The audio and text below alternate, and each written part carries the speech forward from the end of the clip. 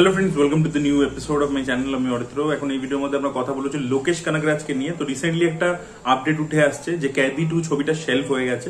তার দুটো কারণ, মূলত হচ্ছে লোকেশ কানাগরাজ একটা ফিস ডিমান্ড করেছে যেটা হচ্ছে 75 কোটি টাকা। কুলি ছবিতে সে 50 কোটি টাকা ফিস পেয়েছে এবং এই ছবিটাতে সে প্রডিউসারদের কাছে ডিমান্ড করেছে 75 কোটি টাকা। এবার সেটা ড্রিম ওয়ারিয়ার পিকচার্স এই মুহূর্তে দিতে পারবে না এবং তাদের ফিনান্সিয়ালও কিছু ক্রাঞ্চ এসছে প্রডিউসারদের। তাদের একটা যে ছবি কারুপ্পু বলে তারা প্রডিউস করেছে সূর্যাকে নিয়ে, বেসিক্যালি এই প্রডিউসার আর কি সূর্যাদের মানে ভাই হয় আর কি, কাজিন ব্রাদার্স হয়। তো ওরা কারুপ্পু বলে যে ছবিটা প্রডিউস করছে সেই ছবিটা পোস্টপন্ড হয়ে গেছে। সেই ছবিটা এবছর দিওয়ালিতে রিলিজ করার কথা ছিল, but OTT deal pre deal সেটা যেহেতু হয়নি, তাই জন্য ছবিটা কিন্তু মাইট বি সামার 2026 রিলিজ করবে আর কি ছবিটা। তো সেই জন্য সেই ছবিটা যে ওটিটি ডিল হয়ে যাবে বা রিলিজ করে যাবে সেই ব্যাপারটা কিন্তু হয়নি। তো সেখানে একটা টাকা ফেসে আছে তাদের। দ্বিতীয় হচ্ছে মার্শাল বলে একটা ছবি তারা বানাচ্ছে, যেটা একটা পিরিয়ডিক ছবি কার্তিকে নিয়ে, 2 পার্ট ফিল্ম। তো সেই ছবিটার ক্ষেত্রে ফান্ডিং তারা পাচ্ছিল না, অনেকদিন ছবিটা আটকে ছিল। তারপরে ফাইনালি ছবিটা শুটিং শুরু হয়েছে। এবার সেই ছবিটাতেও তাদের ফিনান্সিয়াল ক্রাঞ্চ ইত্যাদি রয়েছে এবং সেটাও বেশ বিগ বাজেট একটা ছবি আর কি। তো সেখানে দাঁড়িয়ে এবার कैदी 2 তারা বানাবে, সেখানে এতটা খরচা হবে, ছবিটারও স্কেল আপ করতে হবে, कैदी 1 এর থেকে বড় বানাতে হবে। তো ছবিটার বাজেট গিয়ে দাঁড়িয়েছিল নাকি 200 কোটি টাকাতে, ঠিক আছে। এবং সেখানে লোকেশ কানাগরাজ 75 কোটি টাকা ফিস চাই। তো একটা ফিনান্সিয়াল প্রবলেম এক নম্বর, সেটা আর কি হয়েছে প্রডিউসার তাদের ফান্ডিং এর প্রবলেম, ডিরেক্টরের সাথে ফিজের প্রবলেম ইত্যাদি, সেগুলো একটা হয়েছে। এটা গেল ফিনান্সিয়াল পার্ট। আর এছাড়া ক্রিয়েটিভও একটা কনফ্লিক্ট দেখা গেছে, এরকম আপডেট উঠে আসছে যে ডিরেক্টর এবং প্রডিউসারের মধ্যে কিছু ক্রিয়েটিভ ডিফারেন্সেস এসছে। ডিরেক্টর একভাবে ছবিটাকে দেখছে, প্রডিউসাররা একভাবে ভাবছিল।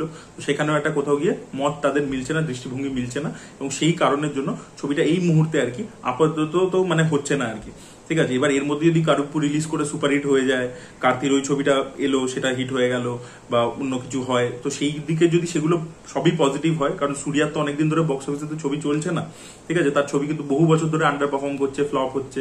ইভেন রেট্রো আমার পার্সোনালি ভালো লেগেছিল, ওই ছবিটাও আন্ডার পারফর্ম করেছে। তো কোথাও গিয়ে সেই ছবিটার বক্স অফিসের সাফল্যটা আর কি ডিপেন্ড করছে যে कैदी 2 হবে কিনা, এবং তার মধ্যে আর কি ক্রিয়েটিভ ডিফারেন্সের ব্যাপারটাও চলে এসছে। এবার দেখুন কার্থি ক্যারেক্টারটা মানে দিল্লি, সেখান থেকেই তো এলসিইউ শুরু হয়েছে। এবার সেই ক্যারেক্টারটা যদি না থাকে, এবং আপনাদেরকে বলে রাখি এই যে যখনই এই যে লোকেশ তো বিভিন্ন প্রোডাকশনে অ্যাকচুয়ালি ছবিগুলো করেছে, মানে বিক্রম বানিয়েছে রাজকমল ফিল্ম ইন্টারন্যাশনালে, এবার সেখানে ড্রিম ওয়ারিয়ার পিকচার্স এনওসি দিয়েছে, ঠিক আছে। আবার রাজকমল ওটা বানিয়েছে, আবার লিও বানিয়েছে কিন্তু অন্য একটা প্রোডাকশনে। এবার সেখানে আবার মানে এই যে বিক্রমের যারা প্রডিউসার মানে রাজকমল ফিল্ম ইন্টারন্যাশনাল RKFI, তারা আবার এনওসি দিয়েছে। এবার ব্যাপার হচ্ছে যদি ড্রিম ওয়ারিয়ার্স আজকে লোকেশের সাথে কাজ না করে, ক্রিয়েটিভ ডিফারেন্স হয়, দিল্লি ক্যারেক্টারটাকে নিয়ে ছবিই হচ্ছে না, তো তাহলে তারা অন্য প্রোডাকশনে করবার এনওসি মাইট বি দেবে না। আর অন্যদিকে দেখুন রজনীকান্ত কমল হাসানের একসাথে যে ছবিটা, যেটা কমল হাসানের প্রোডাকশন হাউস থেকে প্রডিউস করা হচ্ছে, সেই ছবিটা থেকেও কিন্তু লোকেশকে রিপ্লেস করে দেওয়া হয়েছে। সেটা কার্তিক সুবরাজের নাম উঠে আসছে, আর এছাড়া প্রদীপ রঙ্গনাথনেরও নাম উঠে আসছে যে সেও মাইট বি হয়তো ডিরেক্ট করতে পারে ছবিটা।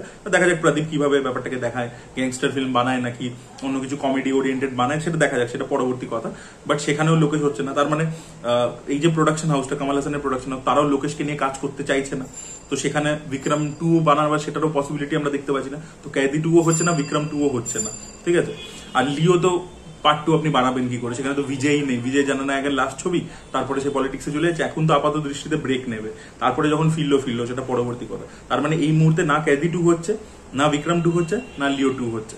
তো তার মানে 3টে ছবি হচ্ছে না। তো তাহলে এলসিইউর ভবিষ্যৎ কি হলো? একটা শর্ট ফিল্ম যেটা পাইপলাইনে আছে সেটা খালি রিলিজ করবে, আর ওই বেঞ্চ বলে যে ছবিটা যেটা লোকেশ নিজে প্রডিউস করছে সেই ছবিটা আসছে।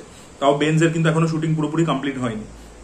তো এইগুলো ছবিগুলো রয়েছে ওর হাতে, যেগুলো ওর প্রোডাকশনের ছবি। আর এছাড়া আরেকটা ছবিও প্রডিউস করছে মিস্টার ভারত বলে, একটা ইউটিউবারকে হিরো নিয়েছে। তো সেই সব আর কি হচ্ছে, এইগুলোর প্রোডাকশনের ছবি। আর এছাড়া ওর হাতে ছবি রয়েছে হচ্ছে যেটাতেও হিরো হয়েছে, মানে যেটা হচ্ছে অরুণ ম্যাথেশ্বরন, যে ক্যাপ্টেন মিলারের ডিরেক্টর, যে এর আগে সানি কায়দাম এবং রকির মতো ছবি বানিয়েছিল। তো সে ওকে হিরো নিয়ে একটা ছবি করছে, সেই ছবিটা রয়েছে। এবার দেখুন যেটাতে ও হিরো হচ্ছে সেই ছবিটার সাকসেস মানে ফেলিয়ারের ওপর কিন্তু ওর ডিরেক্টোরিয়াল কেরিয়ার ডিপেন্ড করবে না, ঠিক আছে। কারণ ও হিরো হয়ে আমার মনে হয় না যে বিশাল বড় একটা ব্লকবাস্টার কিছু ছবি দিতে পারে, মানে ওটা একটা এক্সেপশনাল ব্যাপার। আর দেখুন লোকেশ কিন্তু প্রথম থেকে অভিনয় করে না, এটাও একটা ব্যাপার আছে। আমার তো মানে আমি অ্যাজ এ পার্সোনালি যদি জিজ্ঞেস করেন, আমি চাইবো না যে লোকেশকে আমি হিরো হিসেবে দেখতে। মানে প্রদীপ যখন শর্ট ফিল্ম বানাচ্ছে কলেজ ডেজ থেকে, তখন থেকেই সে অ্যাক্টিং করে নিজের শর্ট ফিল্মের মধ্যে। তাই জন্য সে লাভ টুডেতে যখন অ্যাক্টিং করছে বা পরবর্তীকালে সে হিরো হয়ে গেছে, তার কিন্তু সে অ্যাপ্রোচটাই তার ওরকম ছিল প্রথম দিন থেকে। লোকেশ কিন্তু নিজে থেকে ডিরেক্টরই ছিল, সে হঠাৎ করে কেন হিরো হতে যাচ্ছে, হঠাৎ করে একটা মিউজিক ভিডিওতেও সে অ্যাক্টিং করেছিল শ্রুতি হাসানের সাথে। তো এই জিনিসপত্রগুলো করছে যেহেতু পপুলারিটি বেড়েছে, ওটাকে এনক্যাশ করতে চাইছে, ঠিক আছে। বাট আমার মনে হয় তার ডিরেকশনের দিকেই ফোকাস করা উচিত ছিল, বিকজ একটা 50 কোটি টাকা ফিস সে কুলিতে পেয়েছে অ্যাজ ডিরেক্টর, সেটা অনেক তামিল হিরোরা পায় না। তো অলরেডি তার যে নামটা, তার যে ব্র্যান্ড ভ্যালুটা, সেটা অনেক হিরোদের উপরে আর কি। কতগুলো তামিল হিরোর আপনি নাম জানেন? টায়ার এ যদি বাদ দিই, তো সেখানে অনেক হিরোদের থেকে বেটার পজিশনে সে ছিল, তাকে আর পর্দায় মুখ দেখাবার কোনো প্রয়োজন ছিল না। যাই হোক, সে করছে সেটা তার পার্সোনাল ডিসিশন। তো এলসিইউর আর কি ভবিষ্যৎ এই মুহূর্তে তো আমরা দেখতে পাচ্ছি না। তো লোকেশের করাটা কি উচিত? অ্যাকচুয়ালি করা উচিত হচ্ছে যে ছোট ছবি, ঠিক আছে, যে আজকে একটা বিজয় সেতুপতিকে নিয়ে বা সন্দীপ কিষণকে নিয়ে একটা ছবি করা যেটা অল্প বাজেটে হবে, ক্রিটিক্যালি অ্যাক্লেম পাবে, প্লাস একটা সাকসেসফুল হবে। ওইটা যদি সে ডেলিভার করতে পারে, বিকজ তামিল বক্স অফিস না, মানে আমাদের বাংলাতে কি হয় যে আপনি মার্কেটিং গিমিক করলেন, ছবি দেখিয়ে দিলেন যে হিট, মিথ্যে কথা বলে হয়ে গেল, 3-4 দিনে এই কালেকশন, ওই সেই হ্যান মিথ্যে রিভিউজ দিয়ে হয়ে গেল, ব্যাপারটা বেরিয়ে গেল, ঠিক আছে। এবং ডিরেক্টর ধরুন লাস্ট 5 বছর 7 বছর ধরে বাজে ছবি বানিয়ে যাচ্ছে, ট্র্যাশের পর ট্র্যাশ বানিয়ে যাচ্ছে, তাও লোকে আশা করে বসে আছে যে কামব্যাক করবে, এবং প্রত্যেকবার ওই পুরোনো ব্র্যান্ড ভ্যালু চক করেই লোকে দেখতে যায়। এবার এইটা কিন্তু তামিল বক্স অফিসে হবে না। আপনাকে তামিল বক্স অফিসে ধরুন কুলি আজকে একটা সার্টেন বিজনেস তো করেছে, একেবারে তো পুরো জিরো তো কালেকশন তো নয় ছবিটা, কিন্তু তা সত্ত্বেও একটা তো 500 কোটি টাকার রেঞ্জে গেছে, তা সত্ত্বেও দেখুন লোকেশের হাত থেকে প্রজেক্ট বেরিয়েছে, বিকজ ওখানে কিন্তু আপনাকে ভালো ছবিও বানাতে হবে, যেটা লোকে এক্সপেক্ট করছে সেটা আপনাকে ডেলিভার করতে হবে। এক্সপেকটেশনের নিচে যদি ডেলিভারি হয় তাহলে আপনি আউট। এই দেখবেন কার্তিক সুবরায় যখনই ধানুষকে নিয়ে বানিয়েছিল ছবিটা কি জাগমে থান্ডিরাম, প্রচন্ড খারাপ রিভিউজ পেলো, তারপরেই দেখুন ও কিন্তু বড় স্টারদের অ্যাক্সেস করতে পারছিল না, তখন ও কি করলো, জিগার ঠান্ডা XX বানালো, যেখানে SJ সূর্যা আর রাঘব লরেন্সকে নিল, স্টার নিল না। এবং অ্যাকচুয়ালি কার্তিক স্টারদেরকে ছাড়াই অ্যাকচুয়ালি বেটার ছবি বানায় আর কি, এটা আমি দেখেছি, তারকে ফলো করে, তার আমি ফ্যান হই। তো দিয়ে জিগার ঠান্ডা XX কিন্তু বক্স অফিসেও হিট হলো, ক্রিটিক্যাল অ্যাক্লেম পেলো, আবার দেখুন সূর্যাকে নিয়ে ছবি পেয়ে গেল, ঠিক আছে। এবার সূর্যার ছবিটার তো আন্ডার পারফর্ম করেছে, রেট্রো আন্ডার পারফর্ম করেছে, বাট তা সত্ত্বেও কিন্তু রজনী কামাল ছবিটার জন্য ওকে কনসিডার করা হচ্ছে। কেন? ছবিটা ক্রিটিক্যাল অ্যাক্লেম পেয়েছে, ছবিটা কিন্তু অনেকে কথা বলেছে, পোলারাইজ রিভিউজ পেয়েছে, কিছু লোকের মানে বক্স অফিসে হয়তো অতটা ভালো পারফর্ম করেনি, কিন্তু কিছু লোকের খুব ভালো লেগেছে রেট্রো। তো ছবি হিসাবে যে একেবারেই পুরো ঝুল ছবি হয়েছে সেটা তো হয়নি, যেটা কুলি হয়েছে। তো ওখানে কিন্তু কোয়ালিটি ম্যাটার করছে তামিল বক্স অফিসে, ওখানে কিন্তু গিমিক দিয়ে ইত্যাদি দিয়ে হবে না। আর আমি কিন্তু 2023 সালে, মানে এখন তো রিসেন্টলি আমি কুলির পরবর্তীতে rise and fall of Lokesh Kanagaraj একটা ভিডিও বানিয়েছিলাম, বাট তারও অনেক আগে 2023-এ লিওর পরবর্তীতেই আমি এই কথাটা বলেছিলাম যে লোকেশ যে পুরোপুরি স্টার ডিপেন্ডেন্ট হয়ে যাচ্ছে, এটা খুব খারাপ।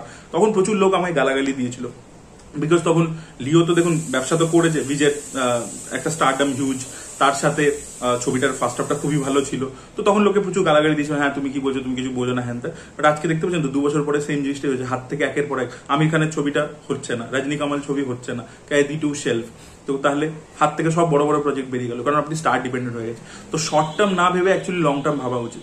লোকের কি হয় কি, ট্রেন্ডে গা ভাসিয়ে একটা দিনে জাস্ট শর্ট টার্মে দেখে, দূরের কথা ভাবে না যে এরপরে ভবিষ্যৎটা কি হচ্ছে। এই যে ধরে নিন আমি এক্সাম্পল দিচ্ছি, এখন এই বাস্টার্ডস অফ বলিউড, এই সিরিজটা নিয়ে প্রচুর চর্চা হচ্ছে। ওই সিরিজটা কি এক্সট্রাঅর্ডিনারি হয়েছে? হয়নি অ্যাকচুয়ালিতে। আমি কিন্তু রিভিউ দিয়েছি অ্যাভারেজ, আমার প্রথম দিকের এপিসোডগুলো ভালো লেগেছে, পরের দিকের গুলো লাগেনি, আমি সেটাই বলেছি।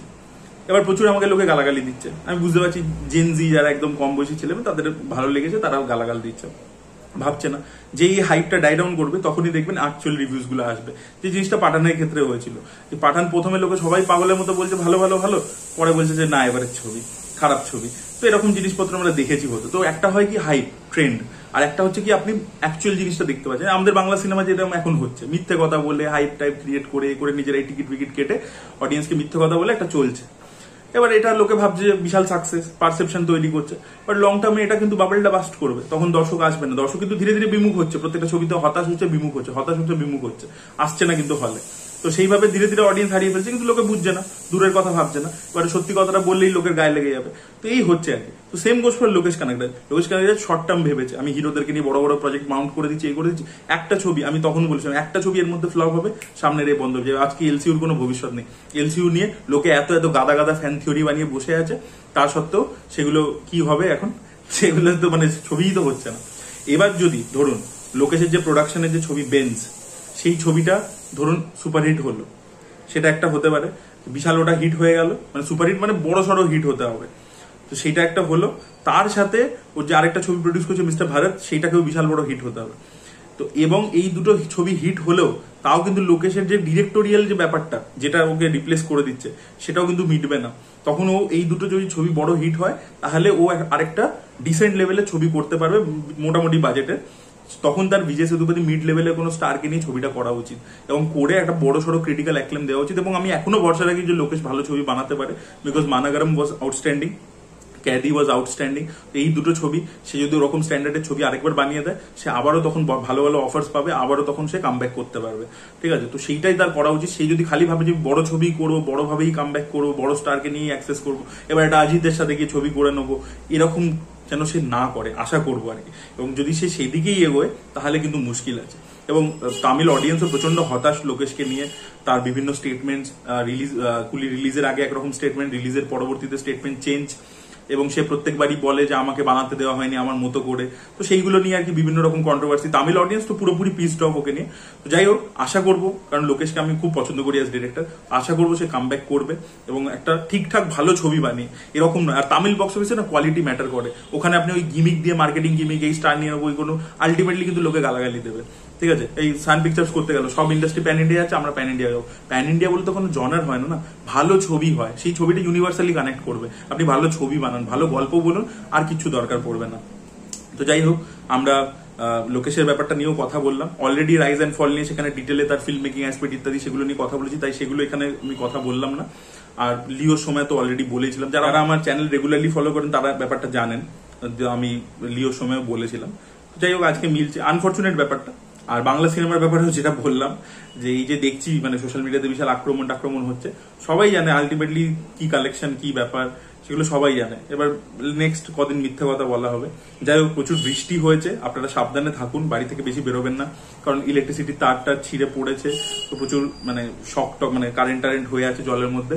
তো সাবধানে থাকবেন, সাবধানে চলুন, খুব বাজে অবস্থা। এবং নেক্সট কিছুদিন খুব বৃষ্টি হবে, এবং পুজোর সময় বৃষ্টি হলে অ্যাকচুয়ালি খারাপ কিভাবে, যে প্রচুর মানুষের জীবিকা নির্ভর করছে মানে পুজোর ওপর, তারা সেই সময়টাই ইনকাম করে, তো সেই তাদের জন্য আর কি খুব খারাপ লাগছে। তো পুজোর সময় আর কি শোনা যাচ্ছে যে বিশাল বৃষ্টি হবে নেক্সট কদিন আর কি। তো দেখা যাক, সাবধানে থাকুন এবং পুজোতে অবশ্যই বেরোন, বাট সাবধানে আর কি, সেটাই বলার ছিল। That was it guys, thank you so much, by.